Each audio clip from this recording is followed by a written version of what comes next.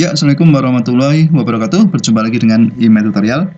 Oke ya, pada kesempatan ini ya, saya akan membahas tentang pertidaksamaan logaritma. Oke ya, nanti kita bahas satu soal aja ya, agar kalian paham cara menyelesaikan soal pertidaksamaan logaritma. Oke, langsung saja ya, untuk soalnya ya, saya baca dulu. Tentukan nilai X atau batasan nilai X ya, batasan nilai X yang memenuhi ini pertidaksamaan dari 3 log X dikali ini 1 dikurangi 2X log 9 kurang dari 2 dikurangi 1 dikurangi 2X log 9. Oke ya, jadi ini ada perkalian, di sini ada pengurangan. Oke ya. Nah, sekarang kita bahas ya. Oke, saya tulis dulu soalnya ini, saya tulis ulang. Nah, sebelum kita mengerjakan, kita ingat sifat-sifat dulu ya. Sifat dalam nilai dalam logaritma itu kan syaratnya apa? Nilai yang bilangan pada logaritma itu tidak boleh negatif atau lebih dari 0. Nah, perhatikan di sini ada 3 log X. Nah, syarat yang pertama, X di sini itu harus lebih besar 0. Gitu ya. Oke, kemudian syarat yang kedua, perhatikan di sini ada 1 dikurangi 2X. Di sini ya, perhatikan. 1 dikurangi 2X ini harus lebih dari 0. Nah, sehingga ini kita jabarkan aja, kita peringkas. Jadi 1 lebih dari 2X, atau berapa? Setengah lebih dari X, gitu ya. Atau kita balik, berarti X kurang dari setengah. Nah, jadi kita punya syarat dulu. Syarat yang pertama adalah X lebih dari 0, kemudian yang kedua, X kurang dari setengah. Gitu ya, itu dari syarat itu, nilai yang terdapat pada log ya, bilangan pokok itu ya, itu tidak boleh 0 maupun tidak boleh negatif. Nah, langkah selanjutnya sekarang kita kerjakan menggunakan sifat-sifat yang ada pada logaritma ya. Oke, sekarang 3 log X dikali 1 dikurangi 2X log 9 kurang dari 2 dikurangi 1 dikurangi 2X log 9. Kita gunakan sifat. Yang kita ubah dulu yang ini, 1 dikurangi 2X log 9. Kalau kita balik, itu menjadi 1 per 9 log. Nah, 1 dikurangi 2X. Tahu ya, kalau ini kita ubah atau kita balik menjadi 1 per 9 log 1 dikurangi 2X. Begitu juga yang ini, gitu ya. Berarti langkah pertama kita membalikkan dulu, atau mencari kebalikan dari ini dulu, gitu ya. Berikutnya, coba di sini ada penyebut tadi berapa? 9 log 1 dikurangi 2X ya. Oke, kita samakan penyebut dulu. Kalau ini yang pertama 3 log X dikalikan 1, 9 log 1 2X itu menjadi 3 log X per 9 log 1 dikurangi 2X. Itu ya.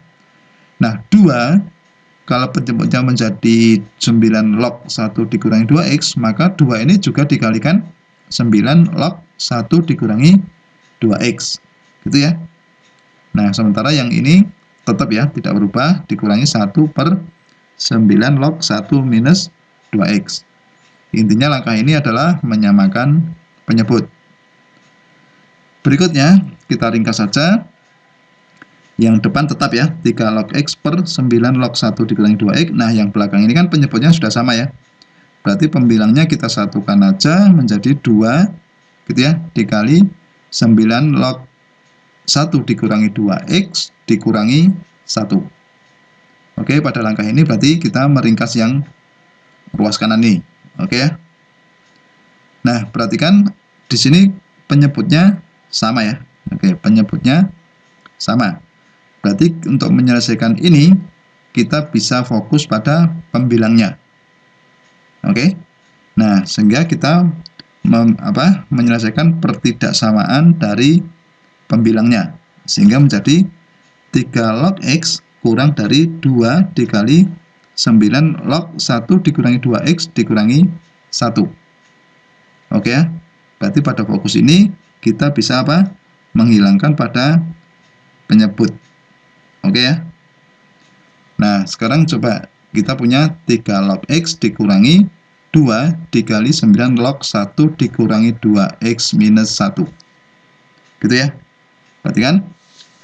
Nah, tadi kita ingat lagi, ini batasan pertama ya, X lebih dari 0. Kemudian batasan kedua, X kurang dari setengah. Sementara penyelesaiannya tadi kita sampai pada 3 log X dikurangi 2 dikalikan 9 log 1 dikurangi 2X dikurangi 1. Sekarang coba perhatikan sifat logaritma lagi. 9 itu bisa ditulis 3 kuadrat. Oke ya, paham? Nah, di sini langkah ini kita hanya mengubah 9 ini menjadi 3 kuadrat.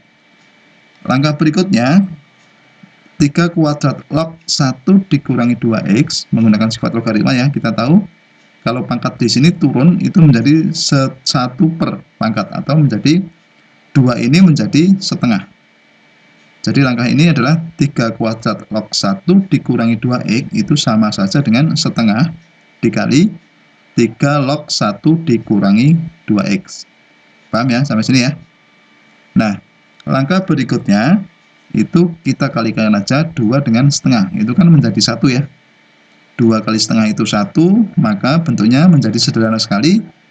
3 log X kurang dari 3 log 1 dikurangi 2X minus 1. Gitu ya. Nah, langkah berikutnya apa? Langkah berikutnya kita hanya memindah ruas saja. 3 log 1 dikurangi 2X kita pindah ke ruas kiri. Maka menjadi 3 log X, ini berlawanan ya, menjadi minus ya. Menjadi 3 log X dikurangi 3 log 1 dikurangi 2X kurang dari minus 1. Paham ya dari sini ya? Ini hanya memindah ruas saja. Berikutnya kita gunakan sifat logaritma. Langkah berikutnya kita gunakan sifat sifat logaritma bahwa 3 log X dikurangi 3 log 1 dikurangi 2X itu sama dengan 3 log, hati-hati di sini pembagian X per 1 dikurangi 2X. Gitu ya. Nah, sementara yang di ruas kanan menjadi kita samakan bilangan bilangan logaritma 3 samakan ya. Min 1 itu sama dengan 3 log 3 pangkat min 1. Kalau dibuat pecahan itu menjadi 3 log 1/3. Jadi minus 1 ini setara dengan 3 log 1/3. Gitu ya. Nah, karena ini sudah sama-sama 3 log, ini juga 3 log ya. Bisa kita coret aja gampangannya gitu ya. Maka menjadi apa? X per 1 dikurangi 2X kurang dari 1/3. Oke ya, penyelesaiannya menjadi X per 1 dikurangi 2X kurang dari 1/3. Maka dengan cara perkalian silang ya. 3X kita kalikan silang, 3 kali X itu menjadi 3X. Yang sini 1 minus 2X dikali 1 menjadi 1 min 2X. Maka pertidaksamaannya menjadi 3X kurang dari 1 dikurangi 2X. Nah, ini menjadi bentuk persamaan linear aja. Maka caranya kita pindah ruas, 2X-nya ke ruas kiri menjadi 3X ditambah 2X kurang dari 1. Maka menjadi 5X dikurang dari 1. Oke, kedua ruas kita bagi 5 ya. Maka X kurang dari 1/5. Nah, itu anggap pertidaksamaan yang nomor 3.